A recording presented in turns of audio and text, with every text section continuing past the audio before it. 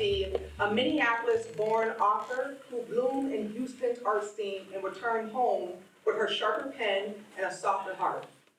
Her latest release, 27 Unlearning Obligation, Rediscovering Identity, spans grief, mental health, and melancholy truth, while parts of her catalog of poetic collections pivot into Shakespearean erotica and velvet-lined love letters. No matter the muse, no one's immune to the ink. Everybody's eligible, for poetry, of course. Her work whispered wounds and welcomes. It's for the bold-hearted, the tender-curious, and anyone learning to feel out loud. Welcome, Simone.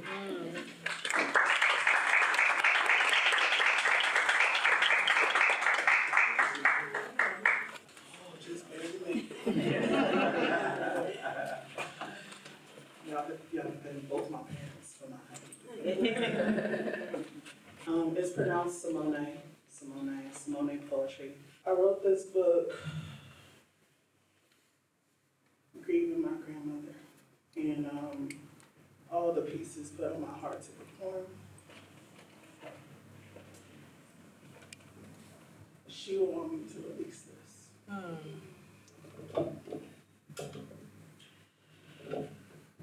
So, we just gonna release it.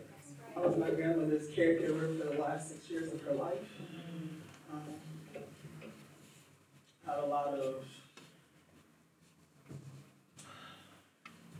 anger in me still. I'm her youngest granddaughter, and I had that responsibility that no one else in my family, the matriarch of my family, no one else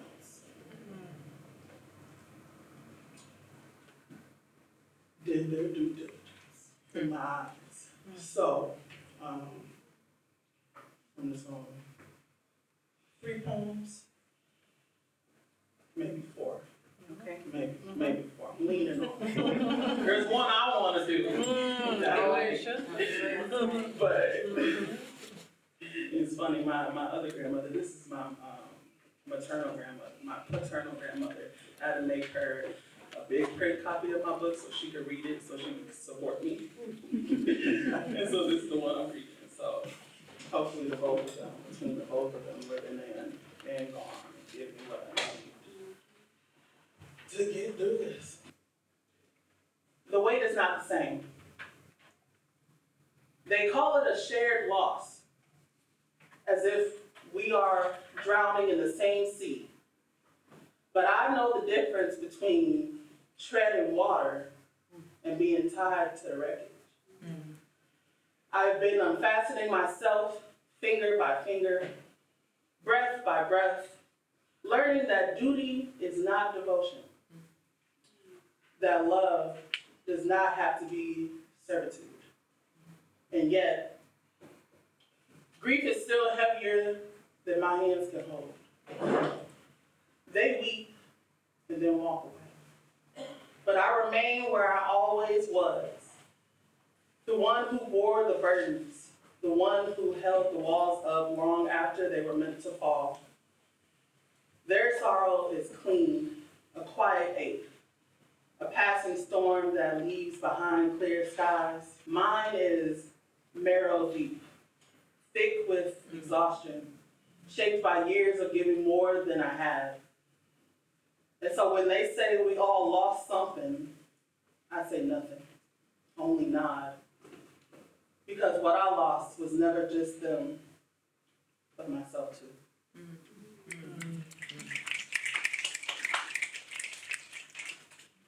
Safe and secure. It's funny, isn't it? Double bagging. In the grocery store, it's reassurance. Layers to keep the fragile safe, a shield against splits and spills. It's practical, comforting. But somewhere else in life, it becomes something else entirely. Imagine being wrapped up layer after layer. The first bag might feel like protection, soft, snug, like someone's watching out for you. But then comes the second. At first, it's just another layer, right? A little extra care, but soon you realize it isn't care, it's control. The air gets thinner, the seams press tighter. It's not protection anymore, it's a prison. Each layer tells you it's for your own good.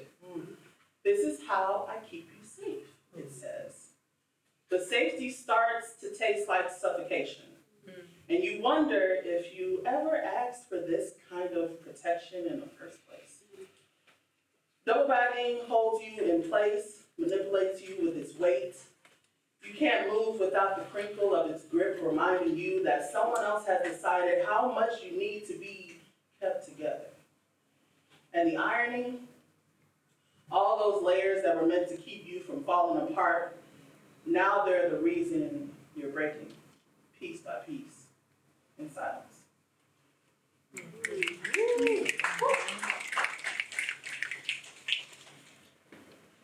All right, this is the one I want to do. This is the one I want to do.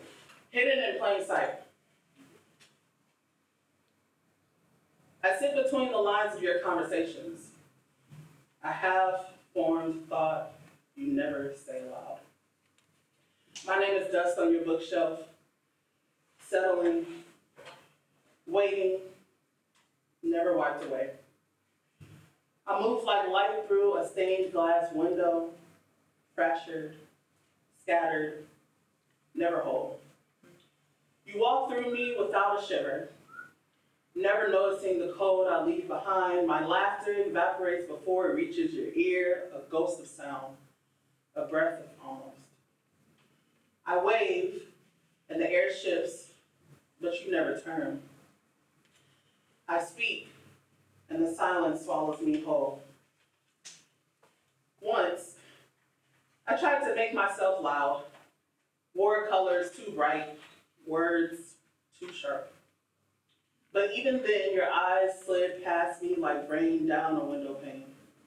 So now, I fold into corners, press myself into the background, watching, waiting, knowing. One day, I will disappear completely, and then maybe you will see.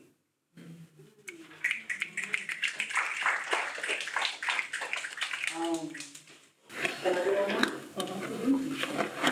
She's telling me to keep going, keep going.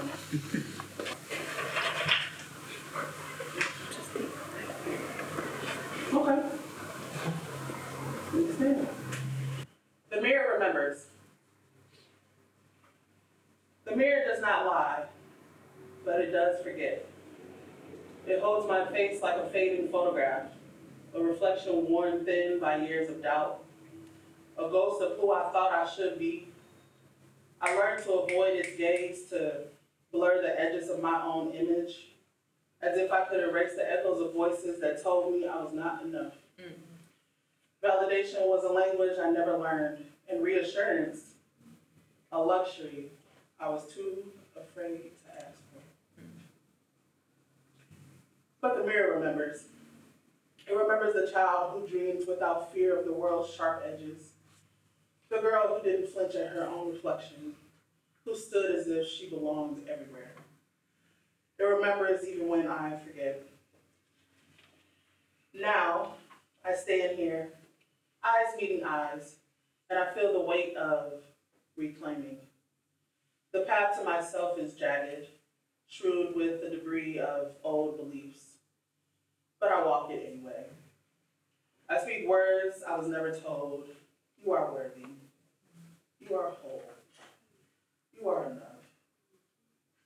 They feel foreign on my tongue, but they land softly in my chest, like seeds breaking through stone. There is power in seeing yourself clearly, in brushing away the dust of others' opinions and finding the glow beneath. The mirror does not lie.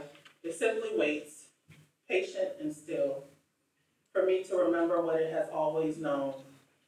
And now, as I face it, I see not just a reflection, but a reunion. Thank you.